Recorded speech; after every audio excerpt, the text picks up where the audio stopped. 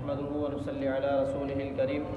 اما بعد فاعوذ بالله من الشیطان الرجیم بسم اللہ الرحمن الرحیم۔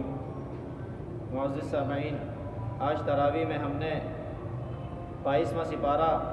اور 23ویں سپارے کا کچھ ابتدائی حصہ جو سورہ یاسین پر مشتمل ہے وہ تلاوت کیا ہے۔ اس میں اللہ رب العزت 22ویں سپارے کی ابتدا سورہ احزاب کے اس بقیہ حصے سے کر رہے ہیں جس میں امہات المؤمنین طیبات طاہرات مؤمنات سائحات عابدات کو مخاطب کر کے اللہ رب العزت نے یہ بات ارشاد فرمائی کہ ان کنتن تردن الحیات الدنیا وزینتہا فتعالین، اگر تمہیں بھی دنیا کی کوئی طلب ہے جستجو ہے تو تم آ جاؤ، اے نبی ان کو بلائیں اور ان کو کچھ سامان دے دیں اور ان کو رخصت کر دیں اور آپ اپنا تعلق ان سے ختم فرما لیں۔ واقعہ یہ ہوا کہ جب فتوحات کا زمانہ ہوا تو امہات المؤمنین نے نبی علیہ الصلاۃ والسلام سے یہ درخواست کی کہ آپ ہمارا نفقہ بڑھا دیں، جو آپ ہمیں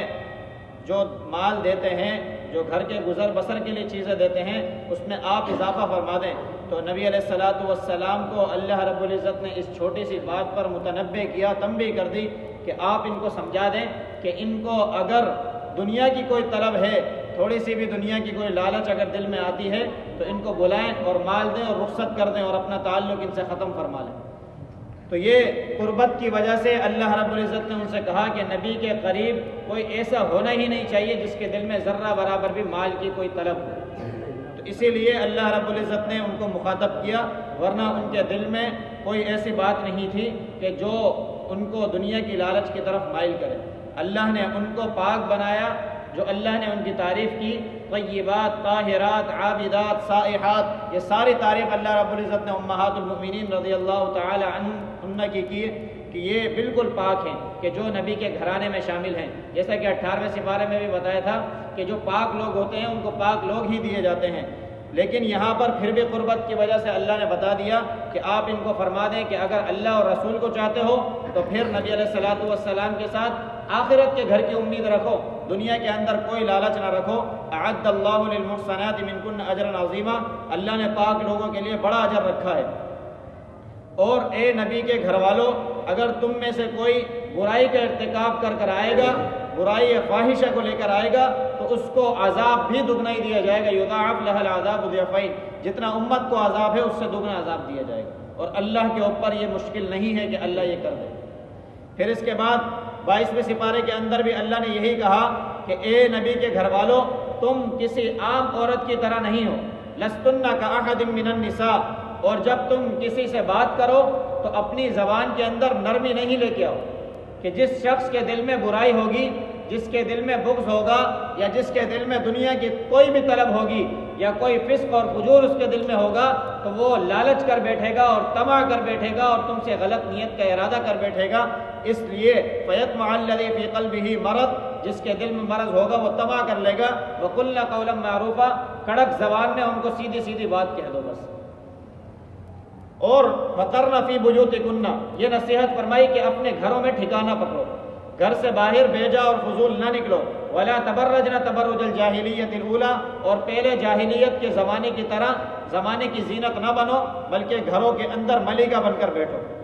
وَأَقِمْنَا الصَّلَاةَ، اور نماز قائم کرو۔ وَآتِينَا الزَّكَاةَ، زکوٰۃ ادا کرو، اللہ اور اللہ کے رسول کی اطاعت کرو۔ اللہ چاہتے ہیں کہ تم سے برائی کو، اہل بیت کو اللہ نے حکم فرمایا، یہ بات اللہ اہل بیت سے کہہ رہے ہیں کہ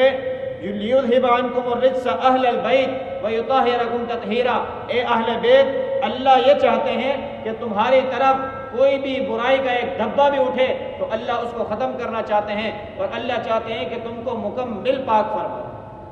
آج جتنے لوگ یہ آوازیں اٹھا رہے ہیں، کوئی عائشہ صدیقہ طیبہ طاہرہ رضی اللہ تعالی عنہ پر، کوئی دوسرے صحابہ یا اہل بیت کے اوپر آوازیں اٹھاتے ہیں، تو وہ لوگ اپنا ٹھکانہ جہنم میں بنا رہے ہیں کہ اللہ نے ان کی پاکی کا اعلان قرآن میں جا بجا فرمایا ہے، اور عائشہ صدیقہ طیبہ طاہرہ رضی اللہ تعالی عنہ کی بریت پہ اللہ نے قرآن کی 10 آیتیں اتاری ہیں کہ اگر کوئی شخص ان کے اوپر حرف لگاتا ہے تو قرآن کی آیات کا انکار کرتا ہے، وہ اپنے ایمان کی فکر کرے، یہ ایسا نہ ہو کہ کل قیامت کے دن اس کا ٹھکانہ جہنم میں بن جائے۔ یہ صحابہ کی عظمت اہل بیت کی عظمت ہر دل میں ہونی چاہیے. ایسا نہیں ہونا چاہیے کہ کوئی حب علی میں مر جائے اور کوئی بغض علی میں مر جائے، بلکہ اعتدال کے ساتھ رہیں کہ صحابہ کے لیے اللہ نے فرما دیا الصحابۃ کلھم عدول، کہ سارے کے سارے صحابہ عادل ہیں اور سارے کے سارے حق راہ پر ہیں، کوئی ان میں سے بھٹکا نہیں ہے، کوئی غلط راہ پر نہیں گیا ہے.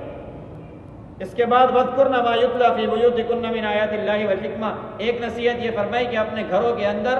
تم یہ اللہ کے قرآن کا اور نبی علیہ الصلوۃ والسلام کی احادیث کا مذاکرہ کرو.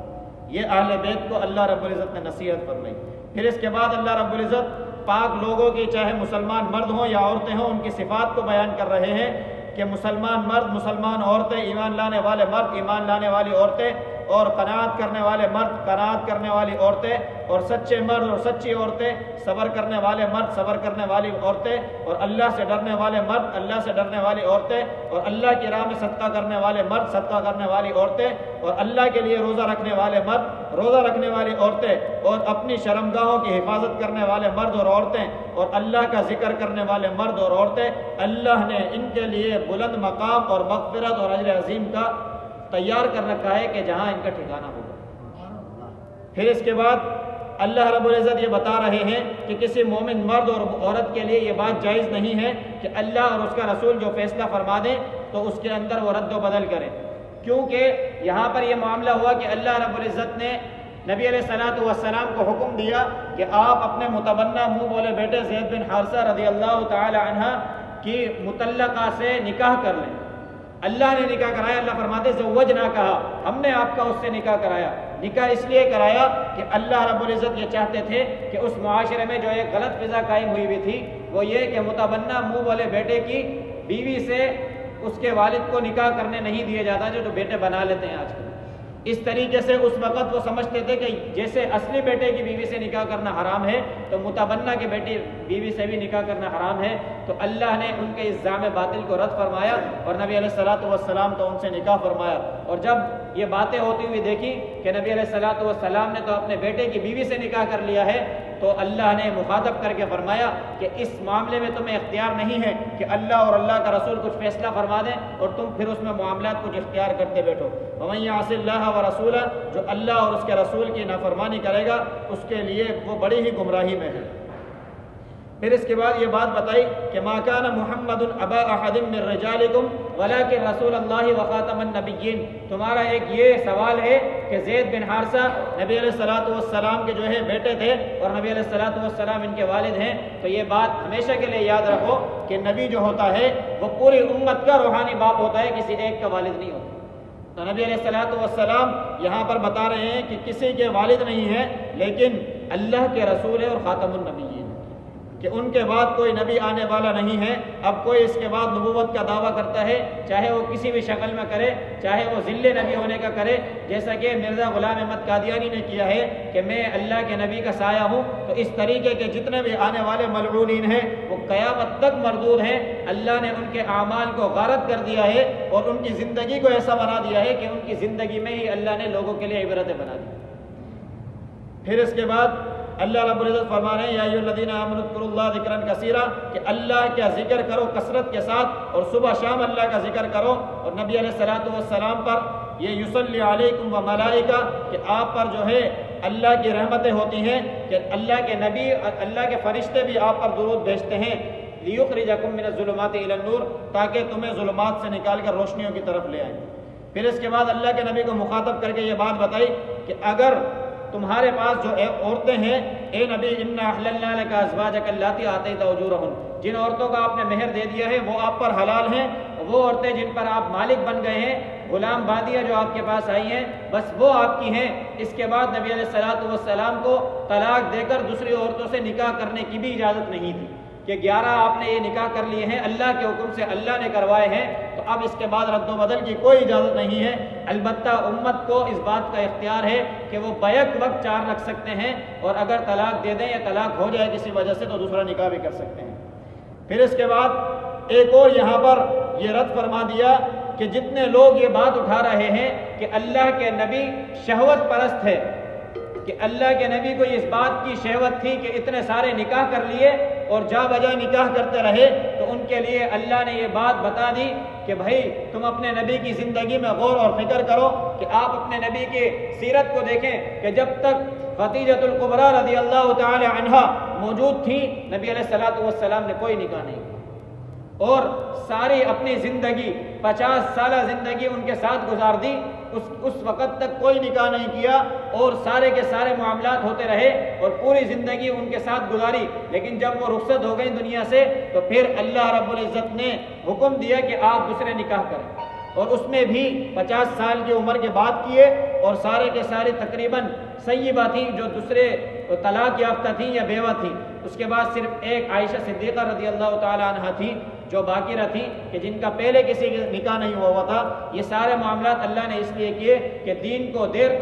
دور تک لے کر جانا تھا اور دیر تک باقی رکھنا تھا، اور گھریلو احکام، معاشرتی احکام اور معاملات، لین دین، سارے معاملات لوگوں کو پہنچانے تھے۔ اگر اس طریقے سے نہ کرتے تو دنیا کو، امت کو یہ پیغام نہیں ملتا کہ نبی نے اس طریقے میں کیا اختیار کیا تھا۔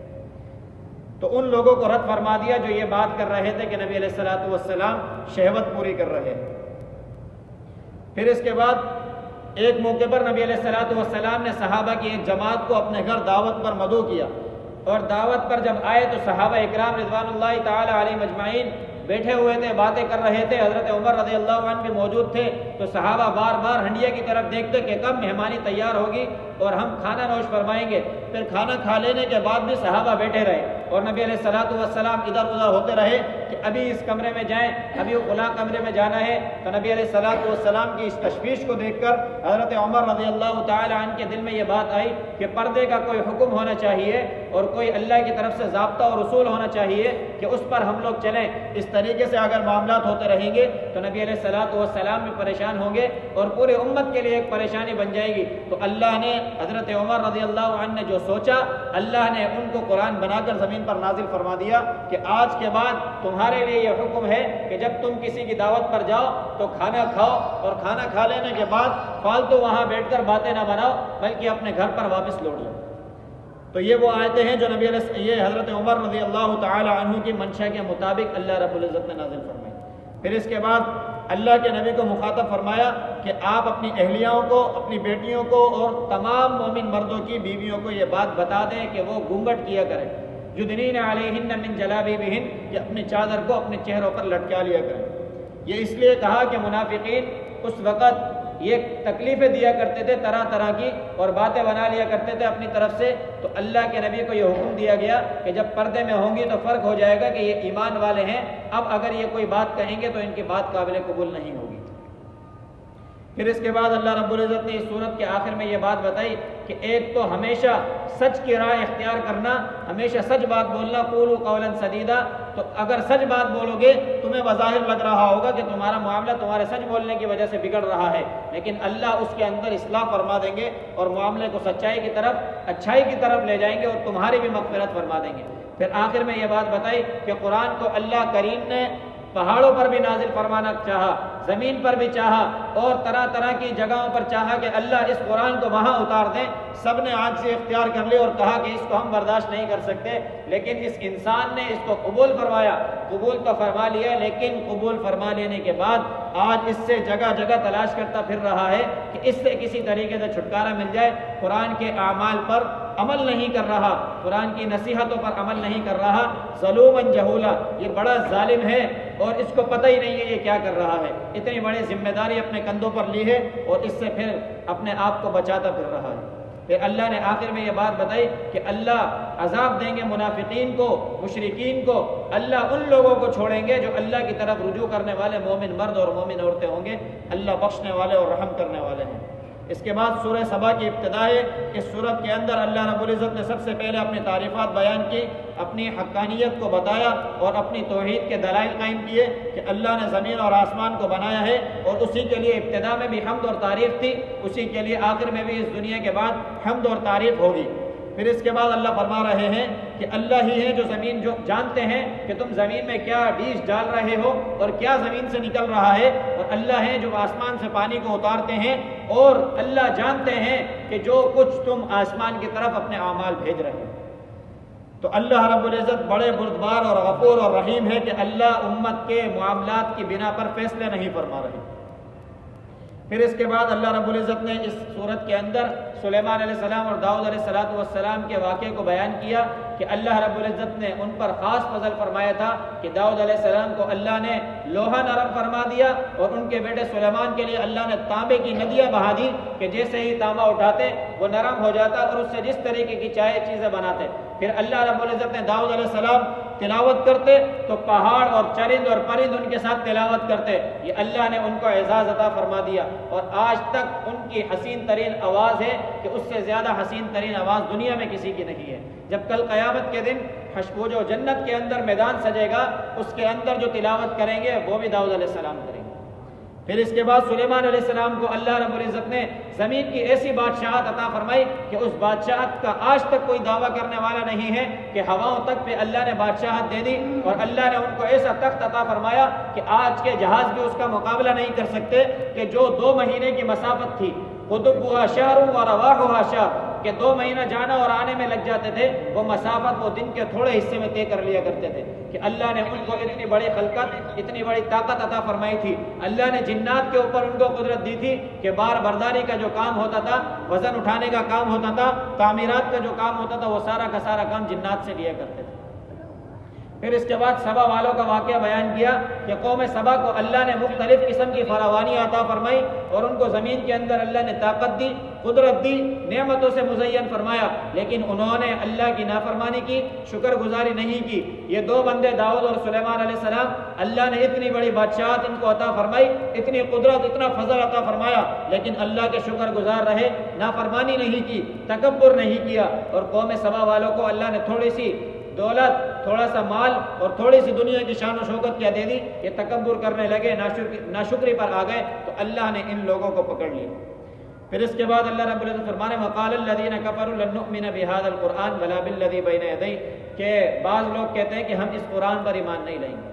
لن نؤمن بهذا القرآن ولا بالذی بین یدیہ، اور جو کچھ آگے آنے والا ہے اس پر ایمان نہیں لاتے۔ اللہ نے فیصلہ فرما دیا کہ یہ جو تم باتیں کر رہے ہو یہ فالتو کی باتیں ہیں۔ اللہ رب العزت جو کمزور ہے، اگر ایمان والے ہیں اللہ طاقت عطا فرمائیں گے، اور اگر تم اپنی طاقتوں پر بھروسہ کرتے ہو کہ اللہ نے تمہیں مال اور دولت دیا ہے، وقالوا نحن اکثر اموالا واولادا، وہ کہتے تھے کہ ہم تو مال بھی بہت ہے، ہمارے پاس تو اولاد بھی زیادہ ہے، وما نحن بمعذبین، اور کل قیامت کے دن بھی ہمیں کوئی عذاب نہیں ہوگا، کیونکہ دنیا میں اللہ نے ہمیں نوازا ہے۔ یہ نوازنا اس بات کی دلیل ہے کہ آخرت میں بھی ہم کامیاب ہیں۔ اللہ فرماتے ہیں قل ان ربی یبسط الرزق، یہ تو رزق ہے دنیا کا، اللہ جس کو چاہے بے حساب دے دیں، اس پر کوئی فیصلہ نہیں ہے، فیصلہ اس پر ہے کہ اعمال کس کے کتنے اچھے ہیں۔ وما اموالکم ولا اولادکم باللتی تقربکم عندنا زلفا، یہ 1 انچ بھی اللہ کے تمہیں نزدیک نہیں کر سکتے، بلکہ اللہ کے نزدیک تمہارے اعمال کریں گے۔ اور قل ان ربی یبسط الرزق لمن یشاء من عباده ویقدر له، جس کو اللہ چاہتا ہے دے دیتا ہے۔ وما انفقتم من شیء فهو یخلفہ، لیکن اللہ کے دیے ہوئے مال میں سے جو تم اللہ کی راہ میں خرچ کر دیتے ہو وہ باقی رہنے والا ہے، اور اللہ تو بہترین رزق دینے والا ہے۔ پھر اس صورت کے آخر میں اللہ رب العزت نے یہ بات بتائی کہ سارے کے سارے یہ جو باتیں کر رہے ہیں وحیل بینہم وبین ما یشتہون کما فعل باشیاء من قبل، کہ یہ ایمان والوں کو ورغلاتے ہیں، طرح طرح کی باتیں کرتے ہیں، تو اللہ نے ان کے درمیان ایک چیز حائل بنا دی ہے کہ جو پکے ایمان والے ہیں، سچے ایمان والے ہیں، ان کو ان کی باتیں اثر نہیں کرتی، بلکہ وہ اللہ کی بات پر ڈٹے رہتے ہیں، اور اللہ کل قیامت کے دن ان کو اجر عظیم عطا فرمائیں گے۔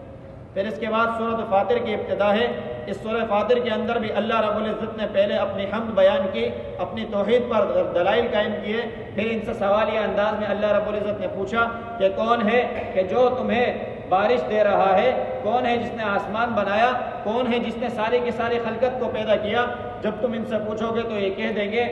کہ اللہ ہی ہے جس نے یہ سب کچھ کیا ہے۔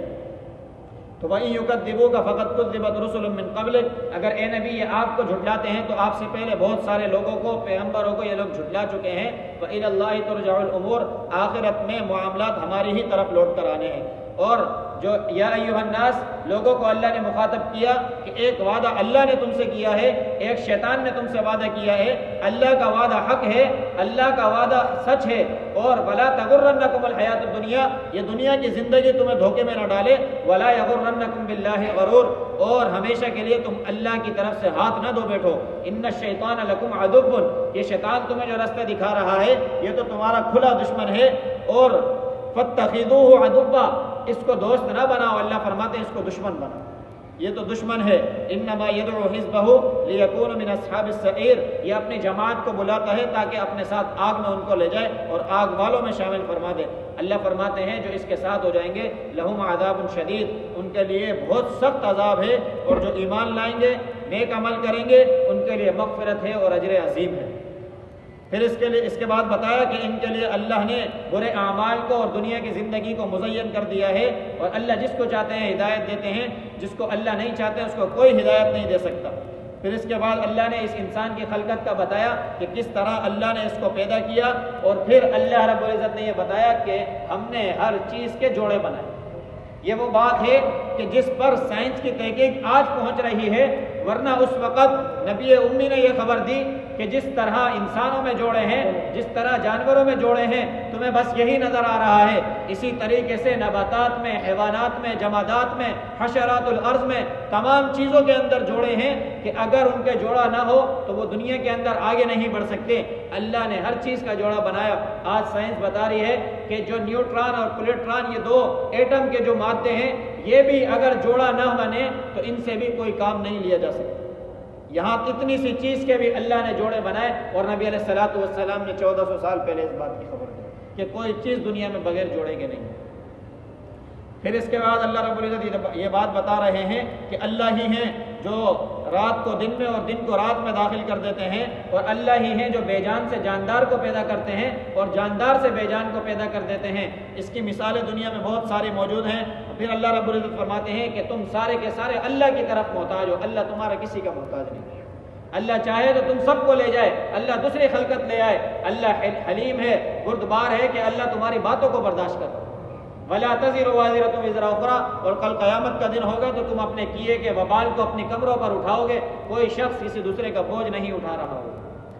اور پھر اس کے بعد اللہ رب العزت نے بتایا کہ آپ کی طرف الم تر ان اللہ انزل من السماء ماء، کہ اپنی توحید کے دلائل قائم کیے کہ آپ کے اوپر اللہ نے آسمان سے پانی کو اتارا، پھر اس سے غلّاجات بنائے جس کے مختلف رنگ ہیں، ومن الجبال جدد بیض، اور پہاڑوں کو تم دیکھو کہ بعض سفید ہیں، بعض کالے ہیں، بعض لال ہیں، تو یہ اللہ نے مختلف قسم کے بنائے کہ تم ان کے اندر غور و فکر کرو۔ اور اللہ کی نشانیوں کے اندر وہی لوگ غور و فکر کرنے کے بعد ڈرتے ہیں جس کو اللہ رب العزت علم دیتے ہیں۔ انما یخشی اللہ من عبادہ العلماء، یہاں علماء سے مراد علماء نہیں ہے کہ دینی شرعی احکام بتانے والے، بلکہ ہر معاملے کے اندر علم رکھنے والے، چاہے وہ ڈاکٹر ہوں، چاہے انجینئر ہوں، چاہے فلکیات والے ہوں، چاہے سائنسدان ہوں، چاہے ایٹم کے اوپر محنت کرنے والے ہوں، وہ جب دیکھتے ہیں کہ اللہ نے کس قدرت سے انسان کو بنایا، کس قدرت کے ساتھ اللہ نے فلک کا نظام چلایا، کس قدرت کے ساتھ اللہ نے آسمان کو کھڑا کیا، کس قدرت کے ساتھ اللہ نے انسان کے اندر نسوں کا نظام چلایا،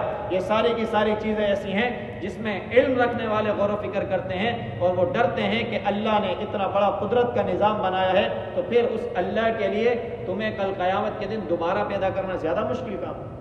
تم یہ بات سوال کرتے ہو کہ ہمیں اللہ دوبارہ کیسے اٹھائیں گے، ہم تو ہوا بن گئے، ہم تو مٹی ہو گئے، ہم تو پانی ہو گئے۔ ہندوؤں نے یہ سمجھ رکھا ہے کہ جلا کر راکھ کو پانی میں بہا دو، ہوا میں اڑا دو تو ہمیں کوئی پکڑنے والا نہیں ہے، جبکہ ہوا بھی اللہ کی، پانی بھی اللہ کا، آگ بھی اللہ کی، اور جو جس ہوا میں تم اپنی چیزوں کو اڑا رہے ہو وہ بھی اللہ ہی کی ہے، کہ اللہ نے ساری کی ساری چیز اپنے قبضے قدرت میں رکھی ہیں۔ فی الوقت دنیا کے اندر تمہیں یہ چیزیں عطا فرمائی ہوئی ہیں کہ تم اللہ کا خوف رکھتے ہوئے، اس میں غور و فکر کرتے ہوئے اللہ کی طرف رجوع کرو۔ پھر اس کے بعد اللہ رب العزت نے اس سورت کے آخر میں یہ بات بتائی کہ وَلَوْ يُؤَاخِذُ اللَّهُ النَّاسَ بِمَا كَسَبُوا، اللہ لوگوں کے اعمال کے مطابق اگر لوگوں کو پکڑنا شروع کر دینا، مَا تَرَكَ عَلَى ظَهْرِهَا مِن دَابَّةٍ، تو انسان تو انسان، حیوانات تو حیوان، اللہ حشرات الارض بھی دنیا پر نہ بچے۔ کہ کسی چونٹی نے کسی پر ظلم کیا اللہ وہیں ختم کر دے، کسی جانور نے کسی کو سنگ مارا اللہ وہیں ختم کر دے، کسی انسان نے ظلم کیا اللہ وہیں ختم کر دے، ہوا کے اندر پرندوں نے ظلم کیا اللہ وہیں ختم کر دے، سمندر میں مخلوقات نے ظلم کیا اللہ وہیں ختم کر دے۔ تو اللہ کہتے ہیں مجھے بتاؤ پھر زمین اور پانی میں کون بچے گا؟ ایک شے نہیں بچ سکتی۔ اسی لیے اللہ نے ایک نظام اور ایک وقت مقرر کیا ہوا ہے کہ جب تم آؤ گے تو اللہ ہر چیز تمہیں حساب دے دیں گے، اور ہر چیز پر اللہ کی طرف سے نگران اور نگہبان مقرر ہے۔ پھر اس کے بعد سورہ یاسین کی ابتدا ہے۔ سورہ یاسین کے فضائل میں سے یہ ہے کہ اللہ رب العزت نے اس کو قرآن پاک کا دل فرمایا ہے کہ یہ قرآن کا دل ہے۔ جس طریقے سے تمہارے ساتھ اگر دل تمہارا چل رہا ہے، دل کی کیفیت صحیح ہے تو تم پورا کا پورا انسان صحیح نظر آتا ہے، لیکن یہی چیز اگر خراب ہو جائے تو پورا کا پورا انسان لاچار اور بے بس ہو کر رہ جاتا ہے۔ یہ سورہ یاسین بھی اسی طریقے سے اللہ نے اس کو قرآن پاک کے دل کی حیثیت عطا فرمائی ہے کہ جو اس کی قدر کرے گا اللہ اس کی قدر بڑھا دیں گے، جو صبح کے وقت اس کی تلاوت کرے گا اللہ سارے دن کے معاملات حل فرما دیں گے، رزق کے معاملات حل فرما دیں گے۔ یہ اس کے فضائل میں سے ہے، اور اس کے اندر اللہ رب العزت نے نبی علیہ الصلوۃ والسلام کی رسالت کے لیے یاسین نبی علیہ الصلوۃ والسلام کا نام پکارا اور نبی علیہ السلام کو مخاطب کیا، اور قرآن کی قسم کھا کر کہا والقرآن الحکیم، قسم ہے اس قرآن مقدس کی کہ انک لمن المرسلین، کہ آپ اللہ کے بھیجے ہوئے زمین میں پیغمبر ہیں۔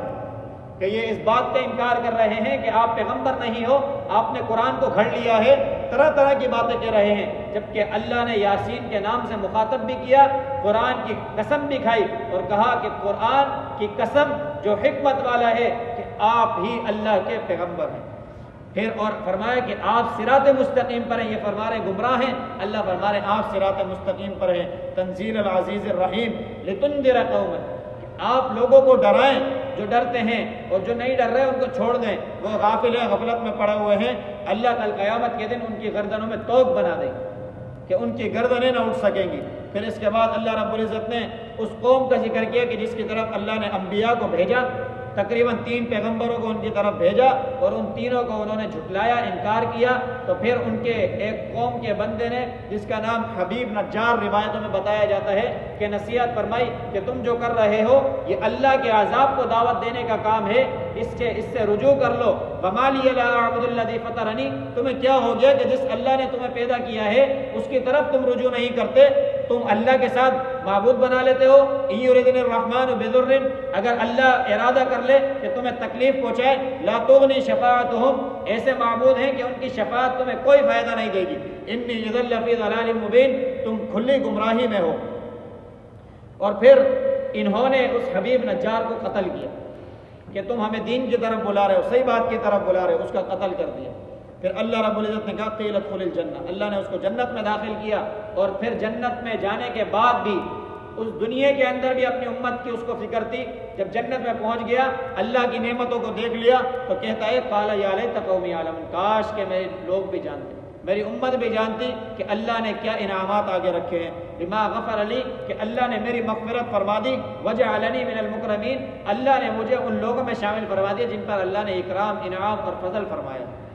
اور پھر اس کے بعد وما انزلنا علی قومہ من بعدہ من جند من السماء وما كنا منزلین، یہ اللہ فرماتے ہیں ان کانت الا صیحۃ واحدہ، یہ ایک جھٹکے کی مار ہے کہ جتنے دعوے کر رہے ہیں، جتنی طرح طرح کی دنیا میں باتیں بنا رہے ہیں، یہ اللہ کے پیغمبروں کو جھٹلا رہے ہیں، اللہ کے پیغمبروں کو ناحق قتل کر رہے ہیں، وہ لوگوں کو قتل کر رہے ہیں جو دین کی بات ان تک پہنچا رہے ہیں، جو ان کے خیر خواہ ہیں۔ اس خیر خواہی کی دلیل دیکھیں کہ دنیا میں بھی حبیب نجار ان کا خیر خواہ تھا، اس جنت میں پہنچ جانے کے بعد بھی کہہ رہا ہے کہ کاش میری امت جان لیتی۔ تو ان لوگوں کو یہ جھٹلا رہے ہیں۔ اللہ حلیم اور بردبار ہیں کہ اللہ ان کو پکڑ نہیں کر رہے، ورنہ اللہ کے ایک جھٹکے کی یہ سارے کے سارے مار ہیں۔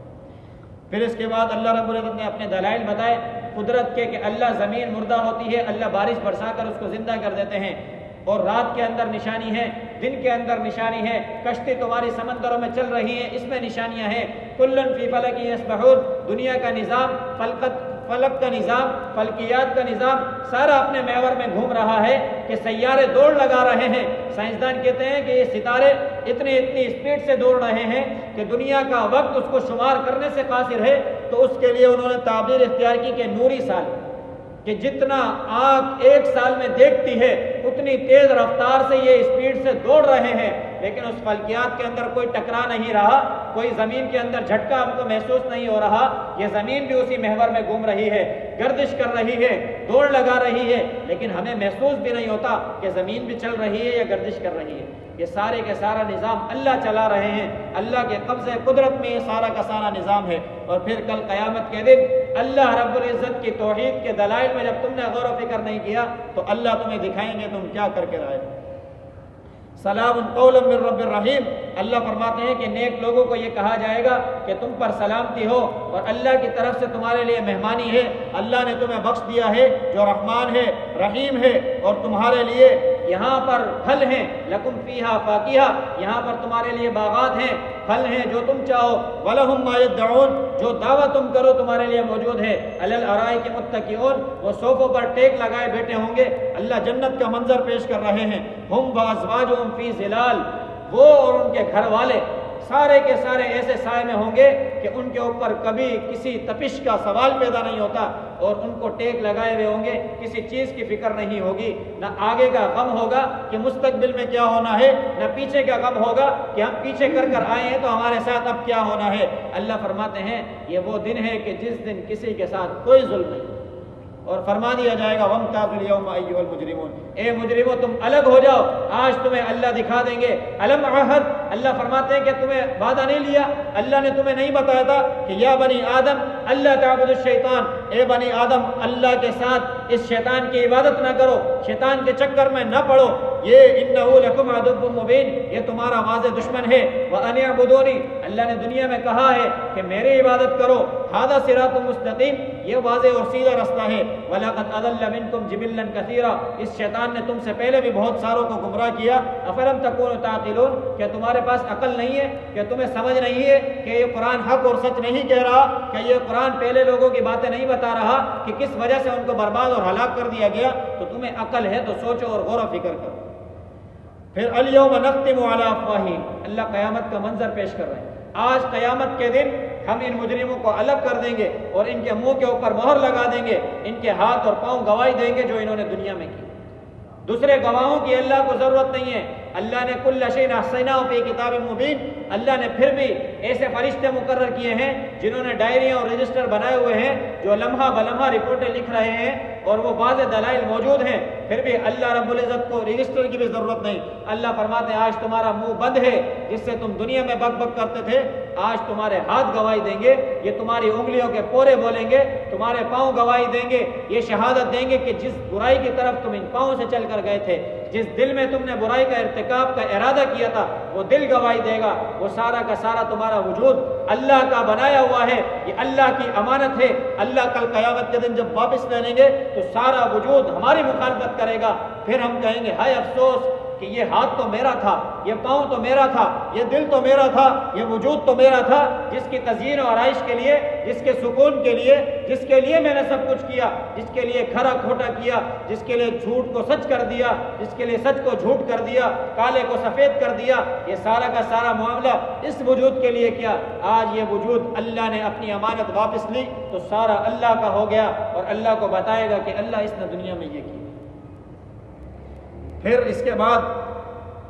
وَلَوْ نَشَاءُ لَطَمَسْنَا عَلَىٰ أَعْيُنِهِمْ، اللہ فرماتے ہیں ہم چاہیں تو تمہیں ابھی کے ابھی ختم کر دیں، فَاسْتَبَقُوا الصِّرَاطَ فَأَنَّىٰ يُبْصِرُونَ، کہ ہم تمہاری آنکھوں کو ختم کر دیں۔ وَلَوْ نَشَاءُ لَمَسَخْنَاهُمْ عَلَىٰ مَكَانَتِهِمْ، جہاں تم کھڑے ہو یہیں ختم کر دیں، دبا دیں، مسخ کر دیں تم کو، لیکن اللہ نے جو فیصلہ فرمایا ہے کہ جنت اور دوزخ بنائی ہے تو اللہ وہ مقرر کریں گے۔ اب یہاں پر انسانوں کی مسلمانوں انسانوں کی تین تقسیمیں ہیں کہ ایک تو وہ ہیں جو ظلم کرتے ہیں، دوسرے وہ ہیں جو مقصد پر چل رہے ہیں، تیسرے وہ ہیں جو ثابت ہیں۔ ظلم کرنے والے وہ کہ جن کے گناہ حد سے زیادہ بڑھ گئے، نیکیاں کم ہو گئیں۔ مقصد پر وہ ہیں جو اعمال برابر رہے کہ برائی بھی برابر اور اچھے اعمال بھی برابر، جو مساوی ہوں گے۔ اور تیسرے درجے میں وہ لوگ کہ ثابت، کہ جن کے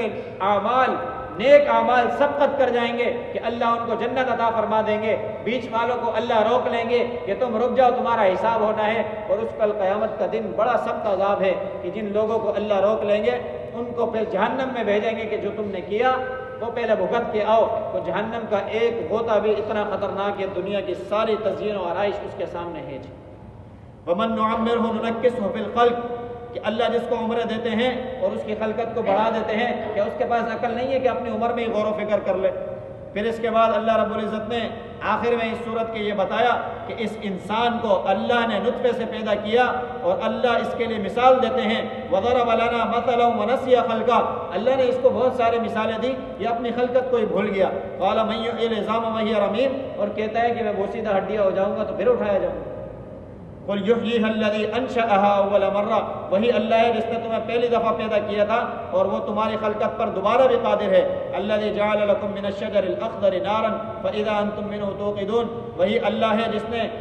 ہرے بھرے درختوں سے تمہارے لیے آگ کا بندوبست فرمایا جس کو تم جلاتے ہو۔ أَوَلَيْسَ الَّذِي خَلَقَ السَّمَاوَاتِ، کیا وہ اللہ نہیں ہے جس نے زمین کو بنایا، آسمان کو بنایا؟ بِقَادِرٍ عَلَىٰ أَن يَخْلُقَ مِثْلَهُ، کہ اللہ تمہارے جیسے اور نہیں بنا سکتا؟ اللہ بہت بنا سکتے ہیں۔ بلا، قرآن جواب دیتا ہے کیوں نہیں، اللہ تو سب کر سکتے ہیں۔ وَهُوَ الْخَلَّاقُ الْعَلِيمُ، وہ بہترین بنانے والا ہے اور جاننے والا ہے۔ جب اللہ کسی شے کا ارادہ کر لے، امرُهُ اذا اراد شيئا ان يقول له كن فيكون، تو کہتا ہے کن اور ہو جاتی ہے کچھ۔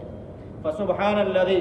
تو پاک ہے وہ ذات، بیدہ ملکوت کل شیء، کہ جس کے ہاتھ میں، جس کے قبضہ قدرت میں تمام شے کی ملکیت ہے۔ وإلیہ ترجعون، اور تم سب کو اسی کی طرف لوٹ کر جانا ہے۔ دعا ہے کہ اللہ رب العزت خود مجھے بھی سمجھ عطا فرمائے، آپ تمام میں سے ہر ایک کو سمجھ عطا فرمائے۔ وآخر دعوانا الحمدللہ رب العالمین،